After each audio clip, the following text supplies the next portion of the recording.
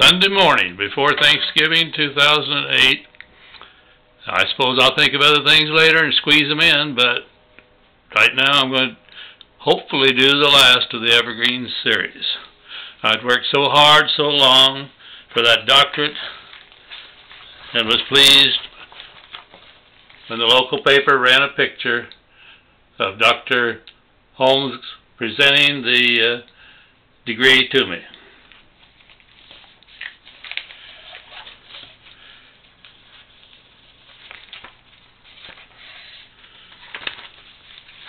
The newspaper also did a nice job of noting that I was leaving and going up to Sheridan, Wyoming.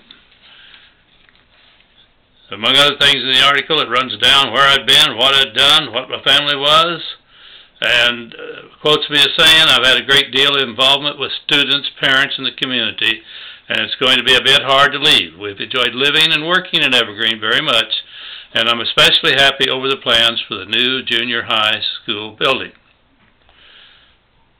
The school district to which Riggs is going contains 4 elementary schools, a junior high school, and a 1,200 pupil senior high school, staffed by 140 teachers and administrators.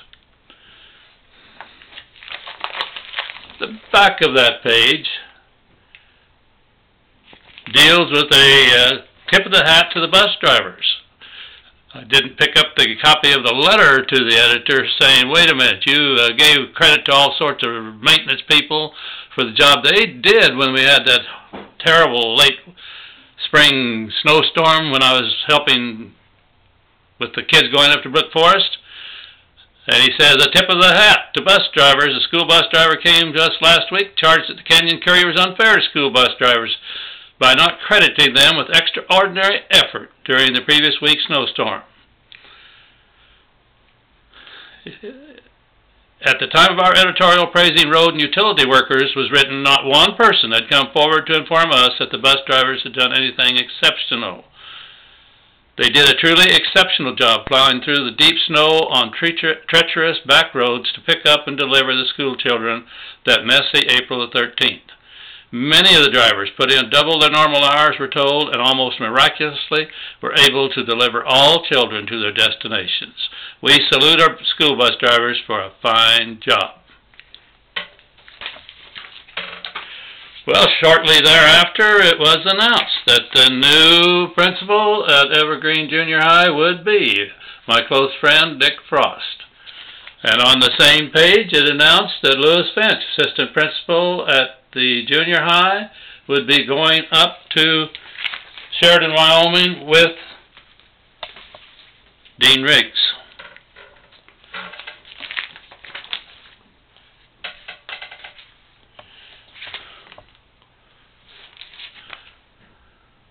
I loved that old school building and those buildings at the old Eveergreen Junior High, and it delighted me to see that they weren't just going to tear them down. This headline says, School District R1 agrees to lease the Eveergreen Junior High School to the Recreation District, talking about the old buildings. Under a plan suggested by Harold Lutz, school attorney, the district would enter into a 10-year lease with the proposed district at a rate of $13,000 a year. The board's willingness, I skipped a little, to enter into the Eveergreen transaction paves the way for the group attempting to form an Eveergreen Recreation District to appear before the Board of County Commissioners and request permission to proceed with the legal steps to organize the district. Skipping again, Eveergreen Junior High will no longer be used by the schools upon completion of the new junior high facility in the vicinity of High One Country Club sometime in late '68 or early '69. It was kind of nice to go back and see the old site being used. It was kind of painful when I went back one time and the main building, the newer building, but the less substantial building, the one that had the office occupied for most of the time I was there, had the gymnasium. They'd torn it down. And the trees that we just nurtured and loved out of in a row in front of that building, they had grown and were so pretty for a while, and then I went back one year, and like all things, they passed their prime and soon were no longer there when I'd go back.